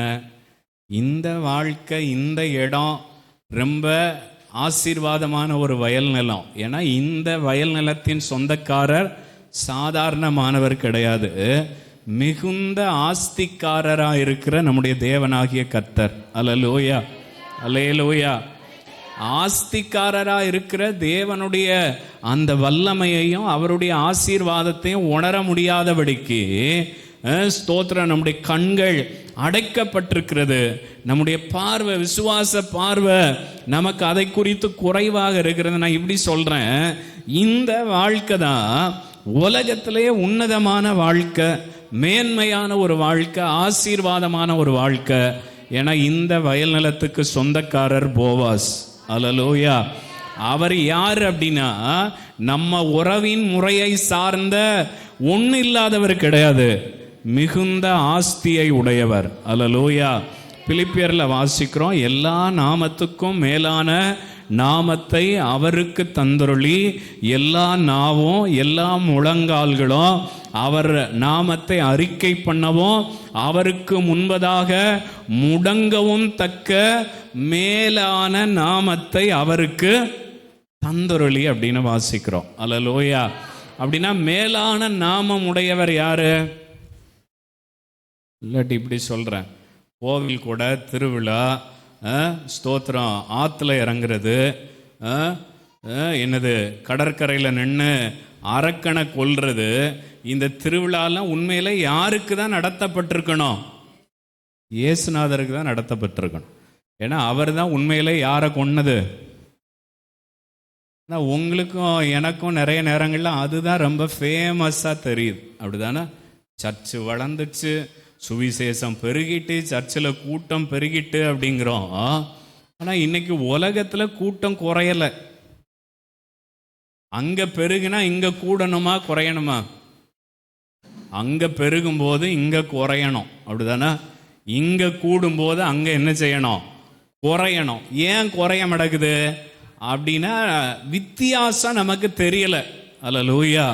மிகுந்த ஆஸ்திக்காரனாகிய நம்முடைய எஜமான், நம்முடைய சொந்தக்காரர் இருக்கிறார் என்கிற தெளிவு நமக்கு இல்லாதவர்களா நீங்களும் நானும் இருக்கக்கூடாது. அல்லேலூயா. மேலான இடம் எப்போதுமே தேவ சமூகம்தான். மேலான நாமம் உடையவர் நம்முடைய ஆண்டவர் இயேசு மாத்திரம்தான். நான் திரும்ப திரும்ப என்னுடைய பிரசங்கங்களில் சொல்லுகிற ஒன்று, உலகத்திலேயே ஒரு மனுஷன் ஆசீர்வதிக்கப்படுவதற்கு ஒரு உயர்வான முடிவான ஒரு இடம் இருக்குது அப்படின்னா அது தேவ சமூகமும் தேவ சபையும் மட்டும்தான். இதுக்குள்ள உட்கார்ந்துட்டு நீங்களும் நானும் ஆசீர்வாதம் இல்லாதவர்களா இருக்கிறோம். நகோமி என்ன சொன்னா? என்ன நகோமின்னு கூப்பிடாதீங்க, என்ன எப்படி கூப்பிடுங்க? மாறான்னு கூப்பிடுங்க, கசப்புன்னு கூப்பிடுங்க, என் பேரை என்ன செய்யுங்க, தயவு செய்து மாத்துங்கன்னு சொன்னா. சொல்லும் போது போவாஸ் எங்க தான் இருக்கிறான்? அதே ஊர்ல தான் இருக்கிறான். பிரச்சனை என்ன? நகோமிக்கும் ரூத்துக்கும் இருந்த பிரச்சனை என்ன? எலிமெலேக்கு குடும்பத்துக்கு இருந்த பிரச்சனை என்ன? இதுவரைக்கும் போவாசோடு அவர்களுடைய உறவு ஆரம்பிக்கல. இவ்வளோ நாளும் ரூத் குடும்பத்துக்கும் நகோமி குடும்பத்துக்கும் போவாஸ் குடும்பத்துக்கும் இடைவெளி அதிகமாக இருந்தது, தூரம் அதிகமாக இருந்தது. அதே ஊருக்குள்ள தான் இருக்கிறாங்க. இவங்களுடைய உறவுக்காரர்கள் என்பது அவர்களுக்கு தெரியும், ஆனால் அவர்களோடு தொடர்பில் இல்லை. இன்னைக்கு நம்ம வாழ்க்கைக்கு இருக்கிற பெரிய பிரச்சனை என்ன? நமக்கும் நம்முடைய ஆஸ்திக்காரராக இருக்கிற தேவனுக்குமான உறவுல தொடர்பு துண்டிக்கப்பட்டிருக்கிறது. அதனால தான் இழப்பு, அதனால தான் குறைவு, அதனால தான் வெறுமை, அதனால தான் பலவீனம், அதனால தான் நாம் ஒரு மேன்மையான உன்னதமான தேவனை ஆராதித்து கொண்டிருக்கிறவர்களாக இருந்த பிறகும் கூட மேன்மையான உன்னதமான உலகத்திலேயே ஆசீர்வாதம் வேற எங்கேயும் மனுஷனுக்கு ஆண்டவர் வைக்கல, தேவ சமூகத்தில் தான், தேவ சபைக்குள்ள தான் வைத்திருக்கிறார் என்று சபையை குறித்த மேன்மையை தெரிந்த பிறகும் கூட நம்ம குறைவுள்ளவர்களா இருக்கிறோம். அது நம்முடைய பிரச்சனை. பிரச்சனை நகோமியோடதா போவாஸுடையதா? போவாஸ் வயல் நிலத்தில் வந்து அவன் நின்ன உடனே பின்னாடி என் பிரசங்கத்துக்கு வர்றேன், நீங்கள் பிரசங்கத்தை கவனிக்கிறீங்க அப்படின்னு நம்புகிறேன். ஆனால் ஆவியில் உங்கள் கூட பிரசங்கம் பண்ணுறது ஒரு போராட்டமான வேலையாக தான் இருக்குது. அல்லேலூயா. இப்போ நான் மைக்கு பிடிச்சிட்டு இருக்கிறதா நீங்கள் எல்லாரும் பார்க்குறீங்க. உண்மையிலே மைக்கு பிடிக்கல, ஒரு அருவாளையும் வச்சுக்கிட்டு உங்கள் கூட நின்று சண்டை போட்டுக்கிட்டு நிற்கிறேன். ஏன்னா உள்ளே என்ன செய்ய மாட்டேங்குது, ஏற மாட்டேங்குது. பிரச்சனை என்னென்னா நமக்கு ரெகுலரான ஜெபம் இல்லை, வேத வாசிப்பு இல்லை. அப்படி எண்டு டு எண்டு போல் எங்கே வந்துடுறீங்க, சர்ச்சுக்கும் வந்துடுவோம், கம்யூனியனுக்கும் வந்துடுவோம். சரி, திருவிருந்து ஆராதனை முதல் வாரம், அதுக்காவது முந்தின நாட்களில் ஆயத்தமாகி வருவோன்னு பார்த்தா சிலர் தான் அப்படி இருக்கிறீங்க. நிறைய பேர் கூட மாம்சத்தில் தான் என்ன செய்ய வேண்டி இருக்குது, போராட வேண்டி இருக்குது, பிரசங்கமும் பண்ண வேண்டி இருக்குது. அல்லேலூயா. நான் சொல்ற விளங்குதா? அல்லேலூயா. அதுக்கு தான் பாஸ்டர் நாங்கள் சர்ச்சுக்கே வர்றதில்லை. நீங்கள் இப்படிலாம் சொல்லுவீங்கன்றனால தான் எதுக்கு வரல, சர்ச்சுக்கு வரல. உங்களை எதுக்கு கஷ்டப்படுத்தணும், நாங்கள் பேசாமல் வீட்டிலே என்ன செய்கிறோம், இருந்துக்கிடுறோன்னு சொல்கிற மாதிரி. உண்மையிலே ஜோம் பண்ணுறீங்களா? 6 நாள், இன்னை சேர்த்தா 7வது நாள். இந்த 6 நாளும் ஜோம் பண்ணி பைபிள் வாசித்தவங்க இருக்கிறீங்களா? அவங்க மட்டும் கை தூக்கி ஒரு அல்லேலூயா சொல்லுங்க பார்ப்போம். பாருங்க, பாதிக்கு பாதி தான் என்ன செய்த இருக்குது. மீதி நமக்கு அந்த ஒரு ஆவிக்குரிய வாசம், ஆவிக்குரிய தொடர்பு நமக்கு இல்லாததுனால நமக்கு சிக்கல் இருக்குது. சரி, அது என்னோட பிரச்சனை, நான் அதை என்ன செய்கிறேன், பார்த்துக்கிடுறேன், சமாளிச்சுக்கிடுறேன். எப்படியாவது உங்களுக்குள்ள ஆண்டுடைய வார்த்தைகளை கொண்டு போய் என்ன செய்யணும், சேர்க்கணும். ஏன்னா நீங்கள் இதை தாண்டி வேற ஒரு இடம் உங்களுக்கு இல்லை. இவ்வளோதான். ஆமேனா? பார்த்தீங்களா? நீங்கள் ஆசீர்வாதம் பெறுவதற்கு, உங்கள் குடும்பம் ஆசீர்வதிக்கப்பட, உங்கள் எதிர்காலம் ஆசீர்வதிக்கப்பட, இதை தாண்டி வேற ஒரு இடம் இந்த பூமியில் எங்கேயுமே இல்லை. உங்கள் வீட்டு பக்கத்துலேயே ஆண்டவர் தந்திருக்கிறார், உங்கள் கையிலே தந்திருக்கிறார். பிரச்சனை என்னன்னா, நமக்கும் போவாசுக்குமான அந்த தூரம் அதிகமாக இருக்குது, தொடர்பு இல்லை. 2வது, நம்ம போவாசனுடைய வயல் நிலத்தில் நிற்கிறதை விட அதற்கு வெளியிலே நிற்பது தான் நமக்கு ரொம்ப ஸ்தோத்திரம். அது சந்தோஷம்னு சொல்லக்கூடாது. அப்படி நிற்கிறது நம்முடைய வாழ்க்கைக்கு ஸ்தோத்திரம் குறை உள்ளதா இருக்கிறது அப்படிங்கிறத நம்மால உணர்ந்து கொள்ள முடிகிறது இல்லை. அல்லேலூயா. கவனிக்கிறீங்களா? நான் சொல்ற பிரசங்கம் புரியுதா உங்களுக்கு? சொல்ற வார்த்தைகளை கவனிக்கிறீங்களா? அல்லேலூயா. ஸ்தோத்திரம். ரூத்து போவாசனுடைய வயல்வெளியில வர்ற வரைக்கும் அவளுக்கு என்ன இல்லை, ஆசீர்வாதம் இல்லை. ஆனா அவ நின்ன உடனே ஃபர்ஸ்ட் ஒரு காரியத்தை பார்க்கிறா. என்ன பார்க்கிறா? என் ஆஸ்திக்காரன், என் சொந்தக்காரன், மிகுந்த ஆஸ்தி உடையவன் ஒருவன் இருக்கிறான்ற முதல் பார்வை அவளுக்கு கிடைச்சது. எங்க போய் கிடைச்சது? வயல் நிலத்துல நின்னதுக்கு அப்புறம் தான் கிடைச்சது. அதான் சொல்றேன், வயல் நிலத்துல நின்னாதான் ஆஸ்தி உள்ள ஒருவர் உங்களுக்கு இருக்கிறார்ங்கிற பார்வை உங்களுக்கு தெரியும். அல்லேலூயா. நம்ம எத்தனை முறை நம்ம வாழ்க்கையில கேட்டிருக்கிறோம், எங்களுக்கு சொந்தக்காரங்க அண்ணன் ஒருத்தர் இருக்கிறாரு, அவர் ரொம்ப வசதியானவர் பாஸ்டர், ஆனா எங்களுக்கு என்ன செய்ய மாட்டேங்கிறாரு, ஒரு உதவியும் செய்ய மாட்டேங்கிறார். நம்ம என்ன விரும்புகிறோம்? நம்மளை விட பலத்துல, பொருளாதாரத்துல, ஐஸ்வர்யத்துல உயர்வா இருக்கிறவங்க நமக்கு என்ன செய்யணும்? உதவி செய்யணுன்ற விருப்பம், எதிர்பார்ப்பு நமக்கு இருக்குது. நான் சொல்றேன், அதே ஆஸ்தி உடைய ஒருவர் நமக்காக பரலோகத்துல இருக்கிறார் என்கிற விசுவாசம் நம்ம வாழ்க்கைக்கு எப்போதும் வேணும். அல்லேலூயா. இங்க இருக்கிறவர்கள் நமக்கு கை கொடுக்க தவறினாலும் அந்த போவாசால உதவி செய்யாம என்ன செய்ய முடியாது, இருக்க முடியாது. அதுக்கு நீங்களும் நானும் அவருடைய வயல் நிலத்துல நிக்கணும். வயல் நிலத்துல நிற்கும் போதுதான் நமக்கு நம்முடைய வாழ்க்கைக்கான ஆசீர்வாதத்துக்கான முதல் ஸ்டெப்பு நம்ம அறிஞ்சுக்கிட முடியும். நீங்க ஆசீர்வதிக்கப்படுவதற்கு முதல் அறிய வேண்டியது என்ன? என்னை ஆசீர்வதிப்பதற்கு என் தேவன் ஒருவர் இருக்கிறார் என்கிற அறிவு முதல்ல வேணும். நீங்க சர்ச்சுக்கு வர்றீங்க, இயேசுநாதர் மேல உங்களுக்கு விசுவாசம் இருக்கான்றதே எனக்கு கொஞ்சம் சந்தேகமா இருக்குது. ஒருவேளை எனக்கு அப்படி சந்தேகம் தோணலாம், நீங்க தெளிவா இருக்கிறவர்களா இருக்கலாம். அப்படி இருந்தா ரொம்ப சந்தோஷம். நான் இன்னும் கூட மேலே போய் சொல்கிறேன், நம்மளை ஆசீர்வதிப்பதற்கு இந்த பூமியில் ஒருத்தர் மட்டும்தான் இருக்கிறார். அவர் நீங்களும் நானும் ஆராதிக்கிற இயேசுநாதர் மட்டும்தான். இது நமக்கு தெரியணும்னா நம்ம கால்கள் வயல் நிலத்தில் இருக்கணும். நான் வயல் நிலம்னு இப்போ எதை சொல்கிறேன்? தேவ சபை, தேவ சமூகம். இங்கே நிற்கும் போது தான், இங்கே காலடி எடுத்து வைக்கும் போது தான், இங்கே வந்து கர்த்தரை ஆராதிக்கும் போது தான், இங்கே வந்து கர்த்தரை தேடும் போது தான் எனக்கு ஒருவர் இருக்கிறார் என்கிற அந்த பார்வையே எனக்கு வரும். அப்படி வர்றது தான் என் வாழ்க்கையில் நான் எதிர்காலத்தில் ஆசீர்வதிக்கப்பட போகிறேன் என்பதற்கான நிச்சயம். நம்மகிட்ட இருக்கிற பெரிய பலவீனம் என்ன? நம்ம விரும்புகிற பெரிய ஆசைகளில் ஒன்று என்ன? என் கூட இருந்து யாராவது என்ன உயர்த்தணும், ஆசீர்வதிக்கணும் விரும்புகிறோமா? சமையலுக்கு துணைக்கு ஆளே இல்லை. யாரு? எல்லா மனைவியோட கண்ணீரும் அதுதான். புருஷன் என்ன செய்கிறான்? சாப்பிட்டுட்டு போயிடுறான். அப்படி நான் தான் கடைசி வரைக்கும், நான் தான் தனியாக இருக்கிறேன். அப்படி தானே? ஒரு நெருக்கடியான நேரம் வரும்போது என்ன நினைக்கிறோம்? நான் தான் தனியாக இருக்கிறேன், நான் தான் எல்லாத்தையும் தூக்கி சுமக்கிறேன். இந்த பார்வையே முதல்ல நம்முடைய ஆசீர்வாதத்தை கெடுத்துரும். ஏன் இந்த பார்வை திரும்ப திரும்ப நமக்கு வருது அப்படின்னா, நம்ம அந்த போவாசனுடைய வயல்வெளியில் ரூத்து போய் நின்னது அவளுடைய வாழ்க்கையில் அடிக்கடி நடந்த சம்பவம். அல்லேலூயா.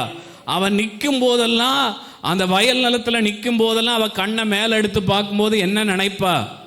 இந்த வயல்வெளிக்கு சொந்தக்காரன் ரொம்ப பெரிய ஐஸ்வர்யம் உள்ளவன் அப்படி நினைச்சிருப்பாளா? ஐஸ்வர்யம் உள்ளவன் மாத்திரம் அல்ல, அவன் எனக்கு தூரமானவன் அல்ல, அவன் என்னுடைய இனத்தான். அல்லேலூயா, அல்லேலூயா, அல்லேலூயா, ஸ்தோத்திரம். கவனிங்க.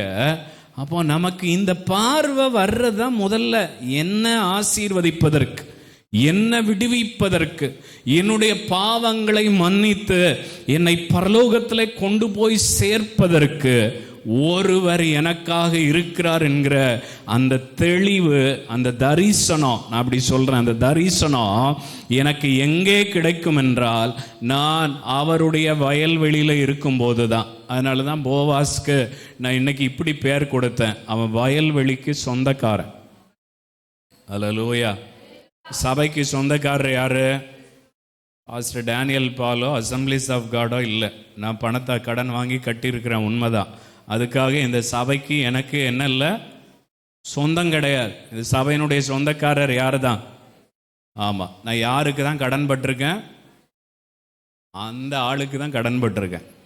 அதனால் அவருக்கு கடன் பட்டனால அவர் என்ன ஒரு நாள் என்ன செய்ய மாட்டார், சும்மா விட மாட்டார். நான் என் பேரில் எழுதுறக்கோ, எனக்கு சொத்து சேர்ப்பதற்கோ, நான் சுகமாக 3 நேரமும் சாப்பிட்டு படுத்து உறங்குவதற்கோ அல்ல, அவருக்காக அவருக்காக அவருக்காக செய்திருக்கிறேன்.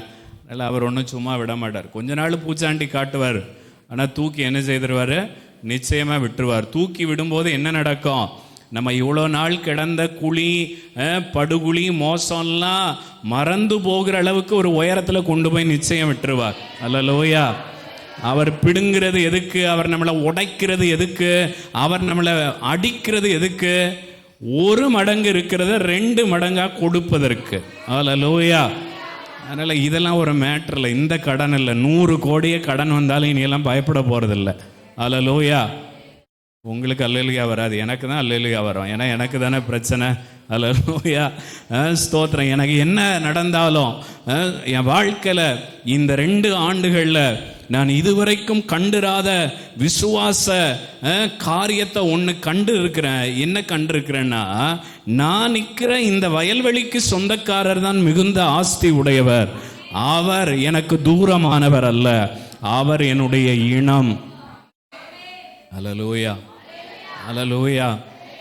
இந்த பார்வை ரூத்துக்கு எங்க கிடைக்குது? போவாஸ், சேர்த்து சொல்லுங்க, போவாஸோட வயல்வெளியில் நின்ன பிறகுதான். அதனால தான் சொல்கிறேன், ஒவ்வொரு வாரமும் இந்த வயல்வெளி நிலத்தில் வந்து நிற்கணும். நிற்கும்போது என் கண்ணு திறக்குது. நான் இந்த வாரம் ஃபுல்லாக புலம்புனேன், எனக்கு ஒன்றும் இல்லை, யாரும் இல்லைன்னு. ஆனால் எனக்கு ஒருவர் இருக்கிறார், அவருடைய வயல் நிலத்தில் நான் நிற்கிறேன். அவர் மிகுந்த ஆஸ்தி உடையவர், அது மாத்திரம் இல்லை, அவர் எனக்கு இனத்தானா இருக்கிறார். எப்படி என்னுடைய இனமா அவர் மாறினாரு? கீழே இருக்கு பாருங்க.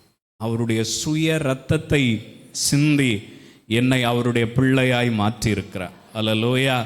நீங்களும் நானும் கர்த்தருடைய பந்தியில பங்கெடுக்க போகிறோம். அப்போ ரசம் நம்ம புசிக்க போகிறோம், பானம் பண்ண போகிறோம்.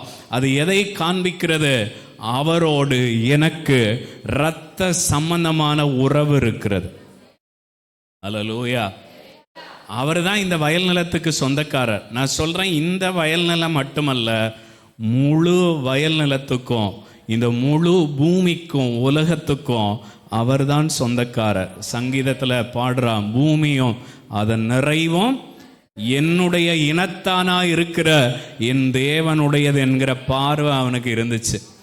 எனக்கு ஒருத்தர் இருக்கிறார், நான் அவரோடு இருக்கிறேன், அவருடைய இடத்துல நான் இருக்கிறேன். இந்த விசுவாசம் தான் முதல்ல நமக்கு வேணும். அல்லேலூயா. இயேசு மேல உங்களுக்கு நம்பிக்கை இருக்குதா? அல்லேலூயா. எல்லாரும் முகத்தையும் பார்த்து கேட்க விரும்புகிறேன். இயேசுநாதர் மேலே உங்களுக்கு நம்பிக்கை இருக்குதா? அல்லேலூயா. அவர் ஒருத்தர் தான் உங்களுக்கு இருக்கிறார். அல்லேலூயா. அவர் ஒருத்தர் தான் உங்களுக்கு இருக்கிறார். அவரை கற்றுக் கொடுக்கிற, அவரை சொல்லி கொடுக்கிற இடம் இந்த இடம். இந்த இடத்துல இருந்து அவர் எனக்கு இருக்கிறார் என்கிற தெளிவு வந்துட்டு அப்படின்னாலே, இப்படி நான் சொல்கிறேன், ஒரு தொடர்ச்சியாக சொல்கிறேன், எனக்கு ஒருத்தர் இருக்கிறார், அவர் மிகுந்த ஆஸ்தி உடையவர், அவர் என்னுடைய இனத்தானாக இருக்கிறார். ஆனால் நான் அவர் மிகுந்த ஆஸ்தி உடையவனாக இருந்தாலும், என்னுடைய இனத்தானாய் அவர் இருந்தாலும், அவர் நிலத்திலே வந்து, அவர் வயல்வெளியிலே வந்து நான் என் கால்களை ஊன்றி நிற்கிற வரைக்கும் அவர் என்னை ஆசீர்வதிக்க முடியாது. அல்லேலூயா. அல்லேலூயா. நீங்கள், நான் திரும்ப திரும்ப சொல்கிறேன், போன வாரம் ரொம்ப நேரம் எடுத்து பிரசங்கம் பண்ண காரணமே அதுதான். இன்னைக்கு இந்த உலகம் நம்மளை இந்த வயல்வெளியிலிருந்து, இல்லாட்டி இந்த வயல்வெளிக்குள்ளே நம்முடைய கால்கள் படாத மாதிரி உலகம் சேஃபாக பாதுகாத்துட்டே இருக்குது. ஏன்னா இந்த வயல் நிலத்தில் கால் பட்டாச்சுன்னா அந்த வசனம் எப்படி 3வது வருஷத்துல எப்படி வாசித்தோம்? தற்செயலாய் அவளுக்கு அகப்பட்ட அந்த வயல் நிலம் போவாசுடையதாக இருந்துச்சு. அப்போ நான் அதை இப்படி மாற்றி சொல்கிறேன், இதுக்கு முன்னாடி பல நிலத்தில் போய் அவர் கதிர் பொறுக்குனா எதுவும் போவாசுடையதாக இருக்கல, அந்நியனுடையதாக இருந்தது. ஆனால் இன்றைக்கு அவள் தற்செயலாய் வந்து நின்ற இடம் போவாசுடையதாக இருந்தது. அவன் சாதாரணமானவன் அல்ல, அவன் ஆஸ்திக்காரன். ஆஸ்திக்காரன் மட்டுமல்ல, அவளுடைய இனத்தானும் கூட. அப்போ இவ்வளோ நாள் இனத்தானா இருந்த மிகுந்த ஆஸ்தி உடையவனோடு அவளுக்கு தொடர்பு இல்லாமல் போனதற்கு காரணம் வேற யாரும் இல்லை, அவ தான். ஏன்? அவளுக்கு கண்ணு சரியில்லை. அல்லேலூயா.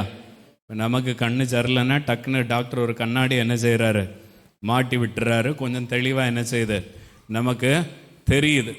ஸ்தோத்திரம். நமக்கு ஆவிக்குரிய கண்ணாடியை போடுறதுக்கும் ஒரு டாக்டர் இருக்கிறார், ஆவியானவர். அவர் நமக்கு என்ன செய்வார்?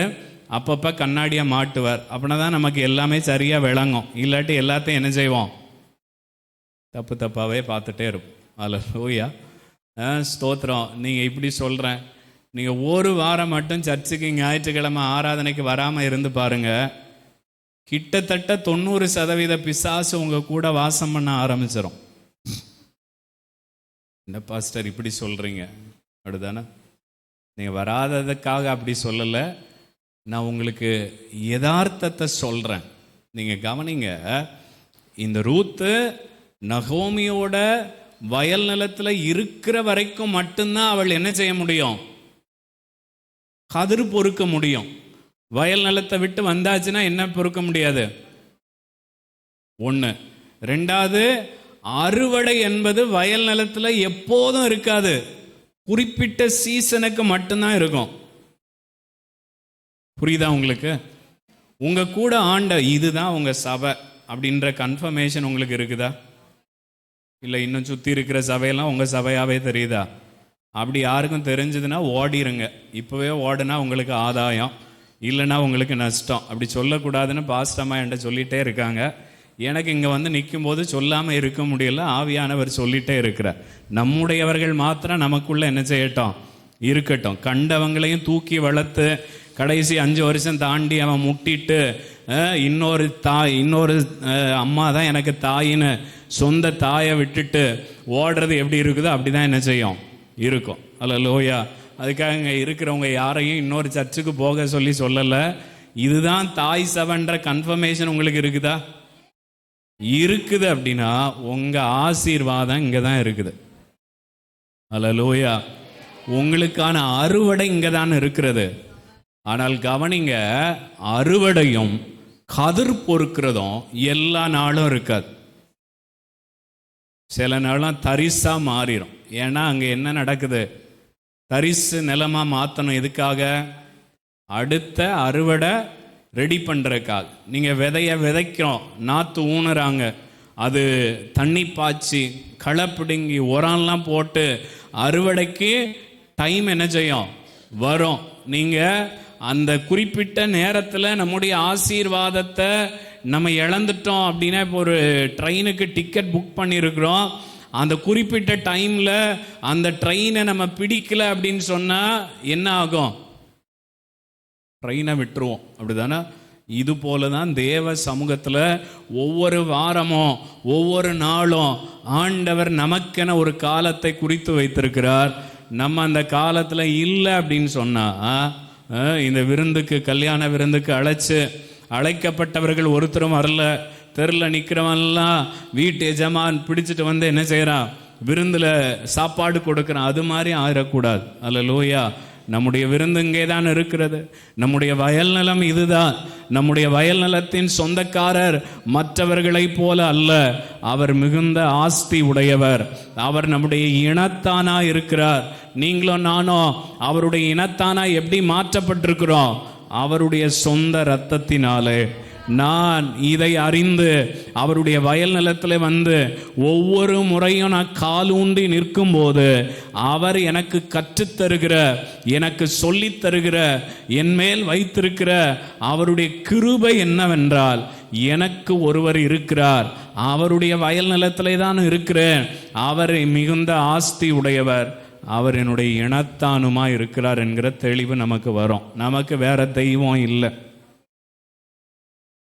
வேற யாரும் தெய்வமா மாற முடியாது. கேட்குறீங்களா? அல்லேலூயா. நம்முடைய இளம் தலைவர் ஒருவர் ஆட்சிக்கு வருவாரான்னு தெரில, ஒரு கருத்து கணிப்பு அவர் வர்றதா சொல்லியிருக்குரு. அவருக்கு பேர் நல்லா தெரியும். அவர் ஒரு குறிப்பிட்ட ஸ்தோத்திரம் பாரம்பரியத்திலே வந்தவர். இப்போ எல்லாமே தெய்வமாக மாறிட்டு அவருக்கு. சரிங்களா? நான் ஆராதிக்கிற தெய்வம்தான், அவரை தவிர நான் வேற எங்கேயும் போக மாட்டேன்னு சொல்ல முடியாத ஒரு வாழ்க்கை உள்ளவர். அவர் எதுக்கு தலைவர் ஆகணும்? நான் எம்எல்ஏ ஆகிறேன்னு வைங்களேன், நான் சர்ச்சுக்கு மட்டும்தான் போவேன், கோவில்களுக்கு போக மாட்டேன். அதுக்காக நான் அவங்களுக்கு எதிர்ப்பு இல்லை. நான் பைபிளையும் வச்சுக்கிட்டு இன்னொரு 2-3 இடத்துக்கும் போயிட்டு அப்பனாதான் எம்எல்ஏ ஆவேன்னா எனக்கு அந்த எம்எல்ஏவே வேண்டாம். அல்லேலூயா. இன்னொன்று, என்னோட அடையாளத்தோட ஏற்றுக்கொள்ளாத எவருக்கும் நான் தலைவராகவும் என்ன செய்யலை, இருக்க விரும்பலை. அது என்ன, எல்லாம் சமம், எல்லாம் தெய்வம். எப்படி எல்லாம் தெய்வம் ஆகும்? எல்லாரும் எனக்கு அம்மாவா? எல்லாரும் எனக்கு அப்பாவாக முடியுமா? அல்லேலூயா. நமக்கு ஒருத்தர் இருக்கிறார், அவர் ஆஸ்தி உடையவர், அவர் நம்முடைய இனத்தான். இதுல யாருக்காவது சந்தேகம் இருக்குதா? சந்தேகம் இல்லை. ஆனால் ஜெபமும் இல்லை. சந்தேகம் இல்லை, பைபிளை தொட்டு நாளும் ஆயிடுச்சு. சந்தேகம் இல்லை, ஆனால் சபைக்கு வருகிறது குறைகிறது. சந்தேகம் இல்லை, ஒரு நெருக்கடினா என்னால் ஜெபம் பண்ண முடியலை. அப்போ அவர் இருந்து எதுக்கு? அவர் இருக்கத்தான் செய்கிறார். போவாஸ் இதற்கு முன்னாடியும் இருக்கத்தான் செய்தார். பெத்லகேமை விட்டு இவர்கள் புறப்பட்டு போகும்போதும் இவர்களுடைய இனத்தான் தான் அவர். இவங்க அதை கண்டுபிடிக்கல. நீங்களும் நானும் பெற்ற ஆசீர்வாதம் என்ன?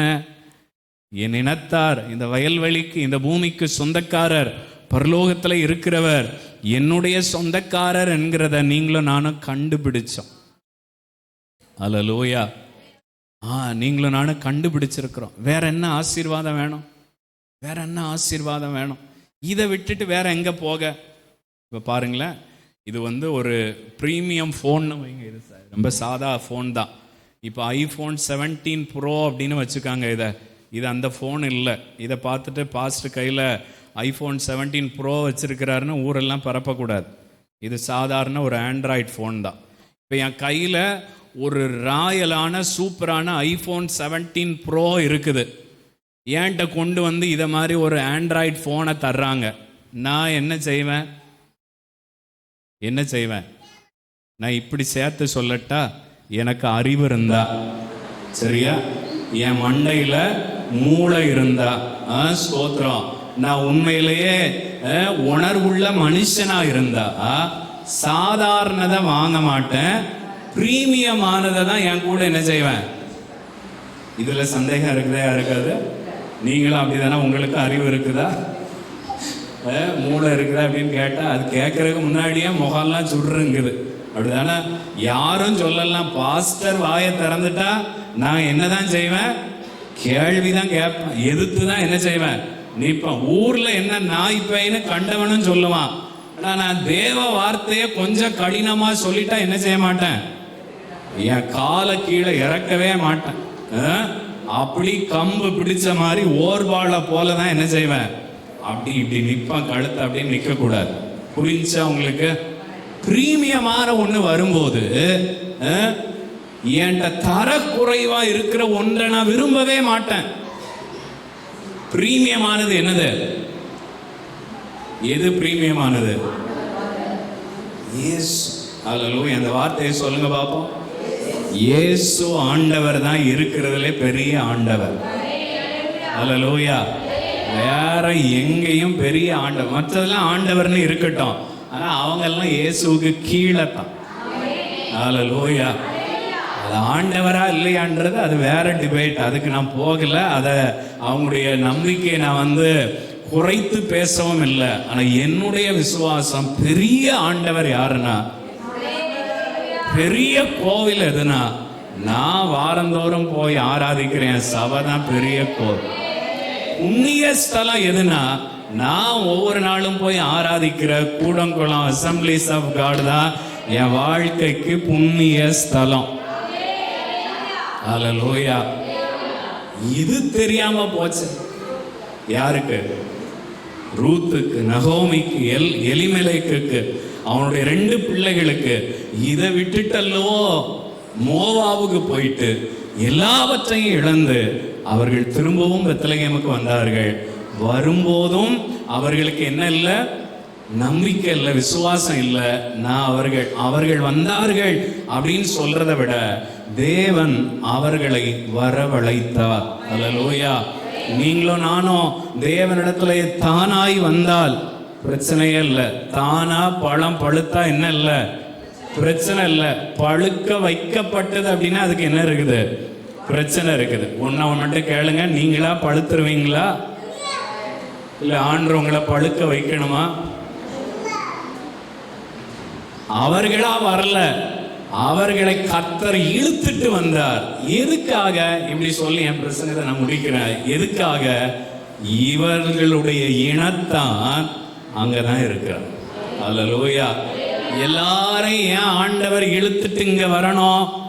எல்லாருடைய இனத்தான் ஆஸ்தி உடையவர் இங்கேதான் இருக்கிறார். அல்லேலூயா. அல்லேலூயா.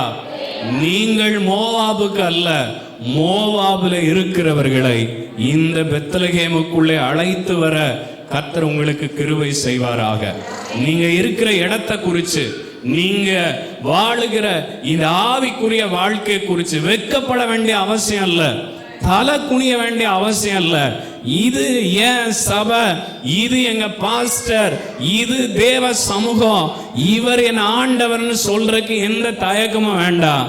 ஏன்னா அதற்கு அவர் 100% தகுதி உள்ளவராக இருக்கிறார். நீங்க வெட்கப்பட வேண்டாங்க. ஏஜி சர்ச்சுன்னு சொல்றதுக்கு என்ன வேண்டாம்? யாருக்கும் வெட்க வேண்டாம். அல்லேலூயா. இயேசுதான் என் ஆண்டவர்னு சொல்றதுக்கு என்ன வேண்டாம்? வெட்கப்பட வேண்டிய அவசியம் இல்லை. ஏன் ஏன் ஏன் ஏன்? அவர் தான் இருக்கிறதுல பெரிய ஆண்டவர், எல்லா நாமத்துக்கும் மேலான நாமம் உடையவர். அல்லேலூயா. என் வாழ்க்கையில் ஒரு கனவு கண்டிருக்கேன். என்ன கனவு தெரியுமா? அது நடக்குமான்னு தெரியல. என்கிட்ட ஒரு 5000 கோடி பணத்தை, அமெரிக்க டாலரை கொண்டு வந்து ஒருத்தன் நிற்கிறான். நின்றுட்டு இந்த இயேசுநாதர் உனக்கு வேண்டான்னு சொல்லு அப்படிங்கிறான். நான் அந்த 5000 டாலர் அந்த பேக்கை எட்டி உதைச்சிட்டு இயேசுநாதர் தான் எனக்கு வேணும்னு பிடிச்சிட்டு இது என் வாழ்க்கையோட கனவு மட்டும் இல்லை, 5000 இல்லை, இந்த முழு உலகத்தையும் தந்து இவர் வேண்டான்னு சொன்னா எனக்கு அது வேண்டாம், இது வேணும். ஆனால் இங்கே பஞ்சம் இருக்கிறது, இங்கே குறைவு இருக்கிறது.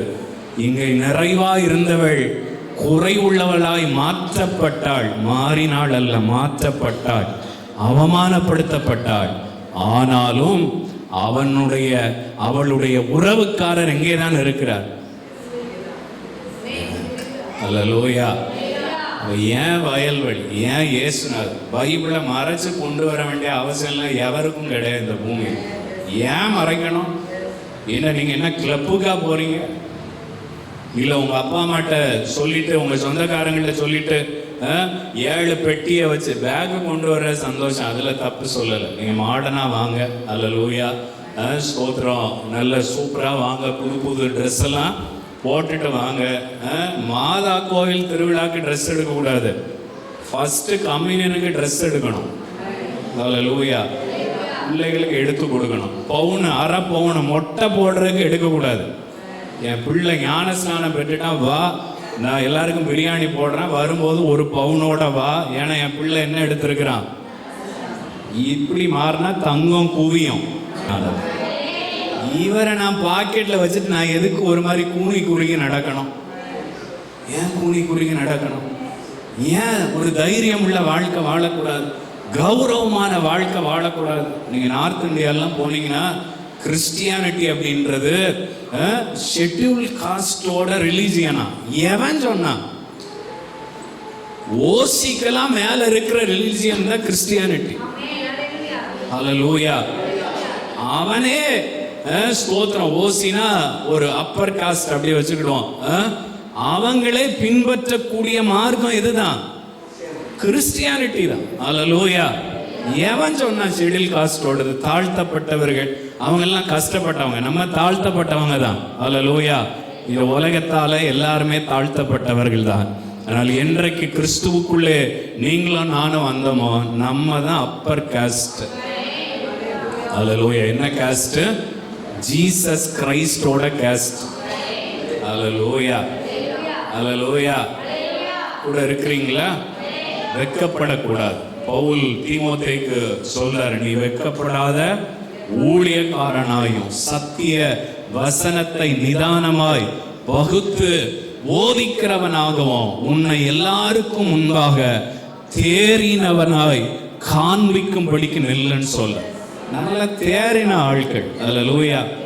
சோமண்ணா வீட்டுக்காரர் சத்தம் சொல்ல புரியுதா? அல்லேலூயா. சரி, இனி பேசினா ரொம்ப சூடாயிரும் பிரசனம். கவனிங்க, இவ்வளவு நாள் பிரச்சனை என்ன? அவர்கள் மோவாபுக்கு போயிருக்க கூடாது, அவர்கள் இந்த வயல் நிலத்திலே வந்து நின்றிருக்க வேண்டும். பஞ்சம் என்று கேள்விப்பட்ட உடனே இனத்தான் ஒருவன் இருக்கிறான் என்கிற அறிவு இல்லாததுனால, அதை அவர்கள் அறியாமல் இருந்ததுனால அவர்களால போக முடியல. அல்லேலூயா. நீங்களும் நானும் ஸ்தோத்திரம், அந்த அறியாமை என்கிற அந்த லெவல்ல இருந்து வெளியில வந்துட்டோம். நமக்கு ஒருத்தர் இருக்கிறார், அவர் நம்மை விசாரிக்கிற ஆண்டவராக இருக்கிறார், அவர் நம்மோடு கூட இருக்கிறவராக இருக்கிறார். நம்ம பெற்றிருக்கிற இந்த வாழ்க்கை மேன்மையான ஒன்று, குறைவான ஒன்று அல்ல, பிரீமியமான ஒன்று. இந்த உலகத்திலே உன்னதமான அவருடைய வாசஸ்தலம். எப்பொழுதெல்லாம் தேவ ஜனம் கர்த்தரை துதிக்க ஆராதிக்க ஆரம்பித்து தேவ சபைக்கு வருகிறார்களோ, உன்னத வாசஸ்தலம் அவர்கள் நடுவில் இறங்கி வருகிறது. பரலோகமே நம்முடைய நடுவில் இறங்கி வருகிறது. நீங்க பாடும்போது, துதிக்கும் போது, கர்த்தரை ஆராதிக்கும் போது நாம் தனியானவர்கள் அல்ல. நம்மை சுற்றிலும் ஆயிரம் ஆயிரம் திரள் சேனைகள், பரலோக சேனைகள் நம்மை சூழ்ந்திருக்க ஆரம்பிக்கிறது. நீங்க எப்ப ஜெபம் பண்ண ஆரம்பிச்சாலும் உங்களை சுற்றிலும் பரம சேனையின் திரள் உங்களை சுற்றிலும் இருக்கிறது. இது ஒரு மேஜிக்கலான லைஃப். அல்லேலூயா. இது வந்து ஒரு ஒரு ஒரு இன்கம்பேரபிள் லைஃப். இது உன்னதமான ஒன்று. கம்ப சூத்திரம் போல இது மேன்மையான ஒன்று. இதை பேசினா நமக்கு நேரம் போதாது. இந்த வாழ்க்கைக்கு நம்மை கர்த்தர் சொந்தக்காரர்களாய் மாற்றியிருக்கிறார். ஆனால் உங்கள் கால்கள் எப்பொழுதும் அவருடைய வயல் நிலத்திலே நிற்க பழக வேண்டும். அவருடைய வயல் நிலத்திலே நிற்கும்போது தான் இதை சொல்லி முடிக்கிறேன். இந்த ரூத்து அவன் வயல் நிலத்தில் நிற்கிறான். அவன் ஆஸ்திக்காரன் தான், பெரிய பணக்காரன் தான்.